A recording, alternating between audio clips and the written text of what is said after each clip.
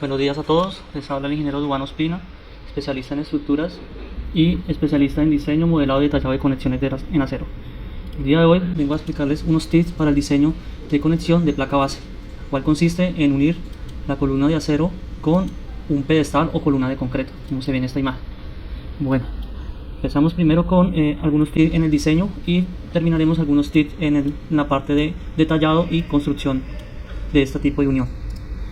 Bueno, en el diseño de esta columna tenemos un ejemplo de una columna HDB 320 y que está anclada a una columna de concreto o pedestal de 750 por 750 milímetros. Esta columna, como se indica acá, tiene sus dimensiones, tiene su tipo de acero A36. Tenemos también una columna con una resistencia de concreto de 25 megapascales y una resistencia de la soldadura de 70 kSI.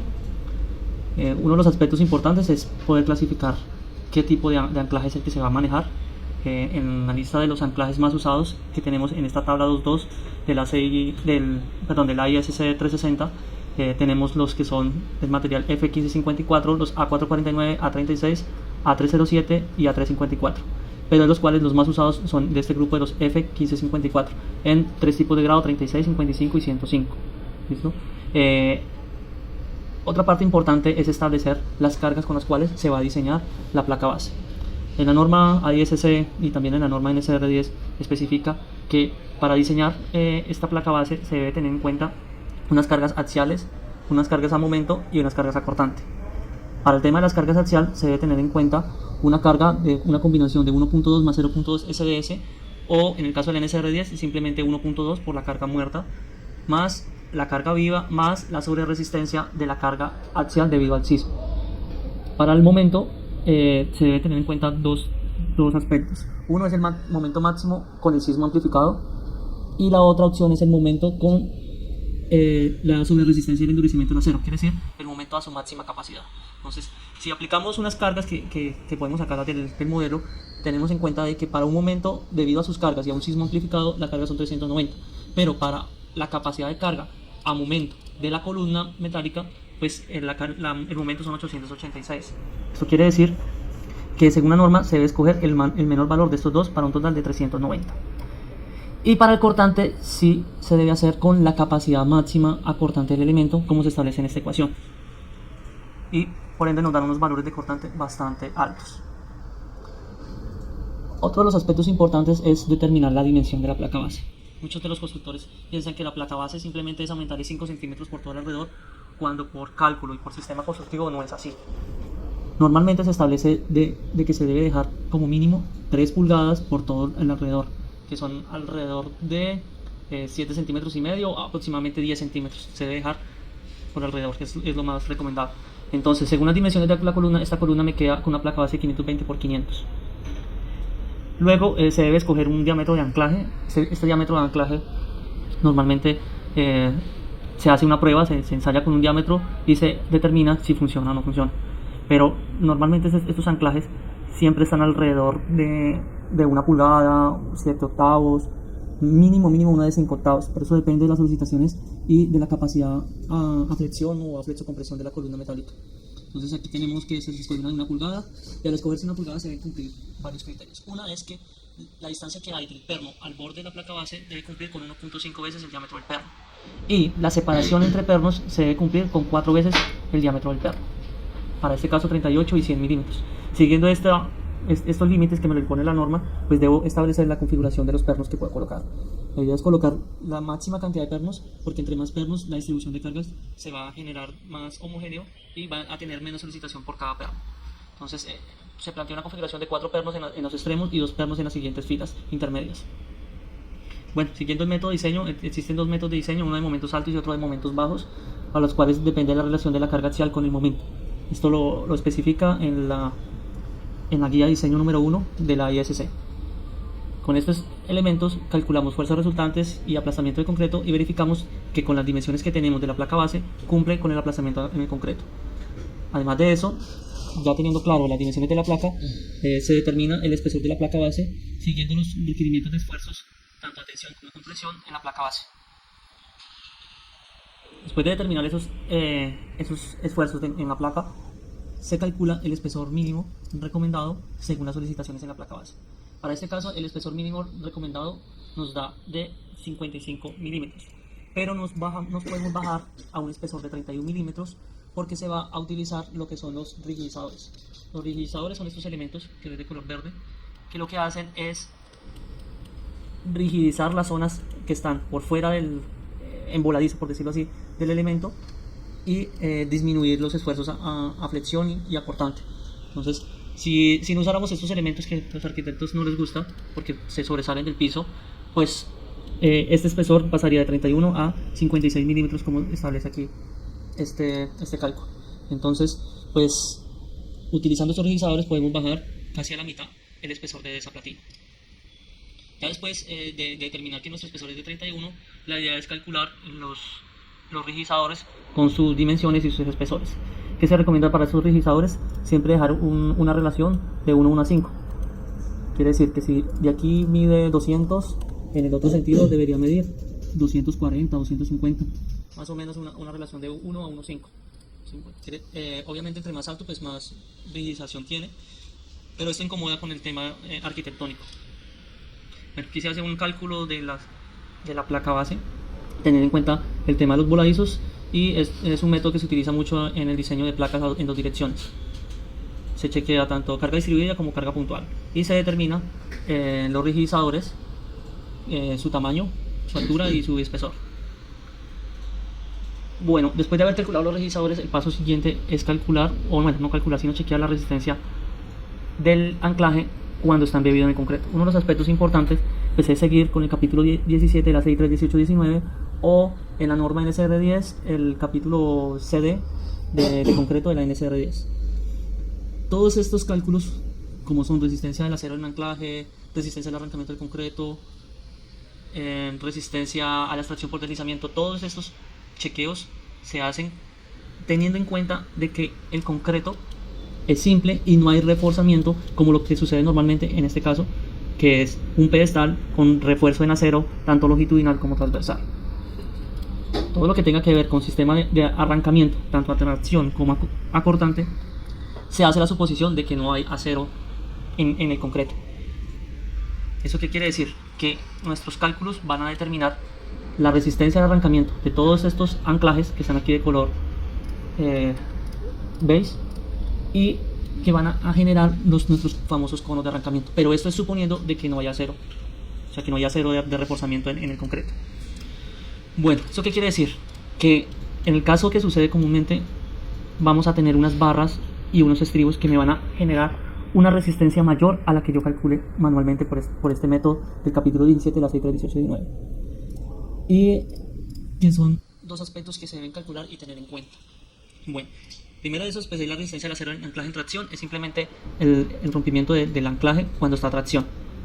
El siguiente punto o chequeo que se hace es la resistencia al arrancamiento del grupo de anclajes que están a tracción. Hay que tener en cuenta de que nuestro elemento está sometido tanto a carga axial como carga a flexión, y eso me genera que una cierta cantidad de pernos de anclaje están a tracción y otros están a compresión.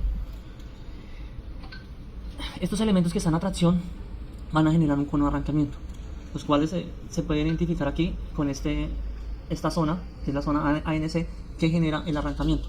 Sería este perno, 1, 2, 3, 4, 5, 6 pernos. Al chequear estos elementos por el capítulo 17, me dice que se requiere refuerzo en anclaje, porque la demanda capacidad de tracción versus la resistencia al arrancamiento pues me da de 5 veces, y esto pues tiene que ser un valor menor a 1. Entonces, al tener estos valores, pues va a requerir de unos refuerzos adicionales que deben estar a tracción y que debe cumplir con ciertos requisitos. Uno de ellos es que, dibujando el cono de arrancamiento desde donde corta nuestra barra longitudinal del pedestal hasta donde se genera el gancho, debe ser mayor a LDH. Para nuestro caso, tenemos aquí que nuestro perno de anclaje tiene una profundidad de 500 milímetros, y que si dibujo mi diagrama o mi cono de arrancamiento, pues esto me va a dar aproximadamente 449 milímetros, o sea casi que 450 LLDH, que si revisamos que para un concreto de 28 megapascales, pues esta longitud de desarrollo, este LDH medio desde aquí hasta la barra, pues debe estar aproximadamente en 400 milímetros. ¿Eso qué quiere decir? Que nuestra barra de anclaje debe garantizar de que debe quedar bien profundo para generar ese LDH que se muestra en esta imagen de acá.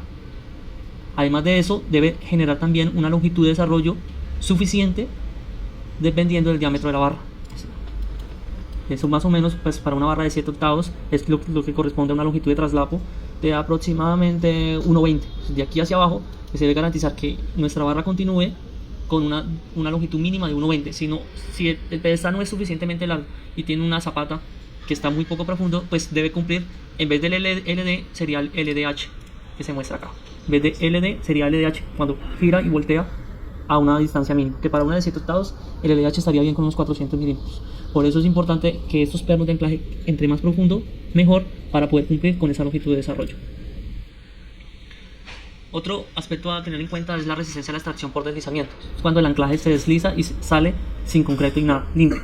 Para eso se recomienda casi siempre colocar unos washers, que son unas platinas que van al final del perno y que me genera una área de apoyo mayor para evitar la extracción por deslizamiento. El puro cabeza del perno puede suplir esa necesidad, pero cuando no es suficiente, pues se genera esta platina adicional, ¿sí? Que se puede ver aquí, de una dimensión aproximada de... esa platina, ¿dónde está? No la veo.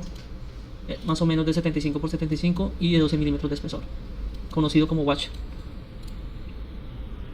Entonces, para suplir eso y colocando un washer de esa medida, pues suplimos con esa necesidad.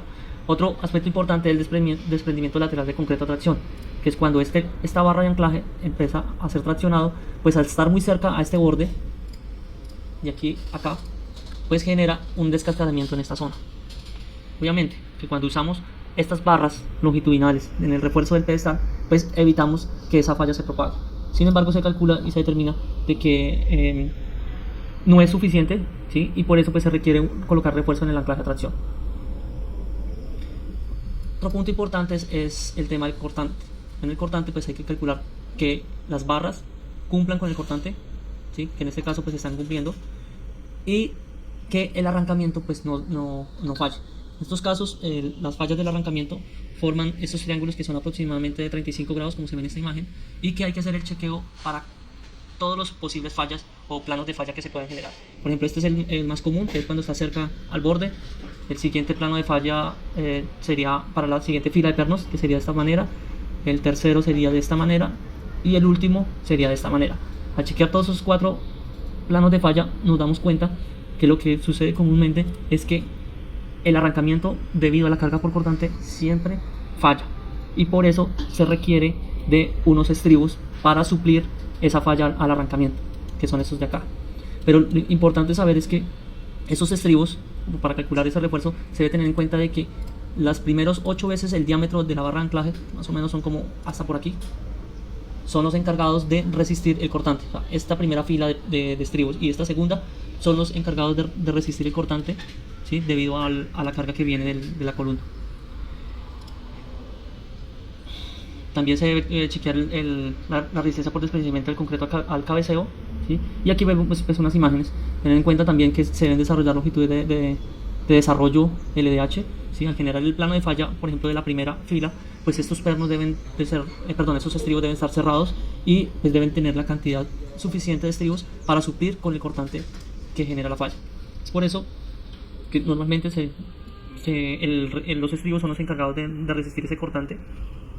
Y en la mayoría de los casos, pues lo que hace uno es verificar cuánto es el cortante que está llegando, cuánto es el cortante que resiste el concreto, y esa diferencia la debe suplir los estribos. Para este caso se utilizó barras de media, y con esa barra de media y con 10 barras es suficiente para cumplir con ese cortante. ¿Qué quiere decir que son 10 barras? Porque tenemos una rama, 2 ramas, 3 ramas, 4, 5, y como son 2 filas, porque eso debe generar 8 veces el diámetro, pues multiplicado 5 por 2 nos da 10 ramas, que son las que están indicadas acá. Y así, de esta manera, pues estamos cumpliendo, pero muy cerquita. Además, pues se debe verificar la interacción tracción-cortante. Tener en cuenta que esa interacción es simplemente el mayor valor de relación entre carga axial y cortante, y no los que están fallando, sino los que están, como son tracción del acero del anclaje y cortante del anclaje. No hay que verificarlo con los que nos dio, por ejemplo, este que no nos dio, o este que nos dio 5.6, no, porque pues se está supliendo con estas barras de refuerzo. Adicional a eso, pues hay que diseñar una soldadura, tanto en el ala de la columna con la placa base, con el alma de la columna. Adicional, Otro punto importante es estos elementos de aquí, que están ubicados en la parte superior y que se le denominan washer. Se deben usar porque normalmente las placabases, las perforaciones son más grandes que las perforaciones normales. Estas perforaciones deben tener unos valores bastante altos, ¿sí? Que están más o menos establecidos aquí en esta tabla, aquí, que son el diámetro o el diámetro del hoyo o la perforación, que por ejemplo que para una de 7 octavos debe ser una de 9/18, que es mucho mayor a las que se usan comúnmente. Al ser esto más grande, pues debo generar unos washers que me garantice que al colocar este perno, el perno choque con la platina del washer y genere pues la resistencia cortante de los pernos, porque si los dejamos con estas perforaciones, pues el perno nunca me va a chocar con la placa base. Bueno, listo. Y pues ahí se finaliza el diseño de esa placa base. Aspectos en el detallado, pues detallar todos los elementos que hacen parte de la unión, como es la placa base, que es esta que está acá, como son estos washers, que son los elementos que acabé de mencionar, como son los rigidizadores, el anclaje como tal, esos otros washers adicionales para el tema del deslizamiento del perno dentro del anclaje. Y otro aspecto importante en la construcción es casi siempre establecer un grado de nivelación. Esto es importante para que en el momento en que se construya o se coloque la placa base con el perfil, pues esta placa me quede totalmente plana y en el nivel que debe quedar según la columna y sus niveles respectivos. Entonces siempre se recomienda que eso debe estar entre 40 y 50 milímetros, también para que la superficie al momento de fundir el concreto, pues eso me queda corrugado y el grado hace las veces de generar una superficie más lisa. Bueno, detallar pues el perno con sus dimensiones, su longitud, el diámetro como tal del perno, el anclaje con el material y el grado. Detallar cada elemento que hace parte de la conexión independiente, con las dimensiones, con el espesor, con el material. Lo mismo para el washer, con la perforación, la placa base con sus perforaciones y medidas y el espesor de la placa base, está acá de 30 milímetros. Y este es un aspecto importante. Siempre se debe dibujar los anclajes versus el refuerzo del pedestal, porque estos anclajes al momento de instalarlos pues no deben chocar con ninguna de esas barras, ni los estribos ni las barras longitudinales. Es por eso que por recomendación de la norma se sugiere que la distancia entre esta barra y el borde del concreto debe ser como mínimo 6 veces el diámetro de la barra, tanto en un extremo como en el otro. Siempre deben quedar 6 veces el diámetro de la barra. Y pues al hacer este detallado pues me doy cuenta de que ninguna de las barras está chocando ninguna de las anclajes está chocando con las barras o estribos. Esto que aparece en línea punteada son los washers que están aquí, ¿sí? Lo dibujo tanto en planta como en alzado y me doy cuenta de que ninguna está chocando. Es importante siempre dibujar estos detalles a una escala como mínimo de 1/20 y dibujar el diámetro de la barra, tanto de los estribos como la barra longitudinal. Con eso nos damos cuenta pues que la separación mínima que hay de aquí a la siguiente barra cumpla con las normativas. Para concluir, pues nuestro pedestal pues debe tener una sección suficiente para cumplir con esta distancia que hay de aquí a acá de 6 veces el diámetro, ¿sí? Por recomendación diría yo que como mínimo debe haber entre el perfil y el pedestal unos 150 milímetros, sería lo mínimo. Diría que mínimo entre 150 y 200, tanto en un extremo como en el otro. Siempre hay que procurar de que deje eso. Muchas de las veces los arquitectos cuando dibujan el perímetro del lote pues ubican nuestra columna metálica, la copia completa, siempre la ubican en el lindero del lote y pues no tienen en cuenta de que el pedestal y la placa base ocupan pues, un espacio. Ejemplo, ubican esto de esta manera y pues si mi lote es esta línea negra y yo copio y pego mis pedestales, pues el pedestal me va a quedar por fuera de la columna, ¿sí? El pedestal va a quedar por fuera de la línea de paramento. Es por eso que se recomienda de que se debe diseñar el pedestal y establecer cuánto es lo que me va a ocupar tanto en un sentido como en el otro, para tener en cuenta ese espacio en el planteamiento arquitectónico, ¿sí? Yo diría que mínimo 15 centímetros por acá y por acá sería lo mínimo para cumplir con esa separación y para que el anclaje me entre dentro del pedestal, porque el anclaje no puede quedar por aquí por fuera de los estribos ni debe quedar aquí cerca al recubrimiento porque me va a chocar con los estribos o con las barras de longitudinales.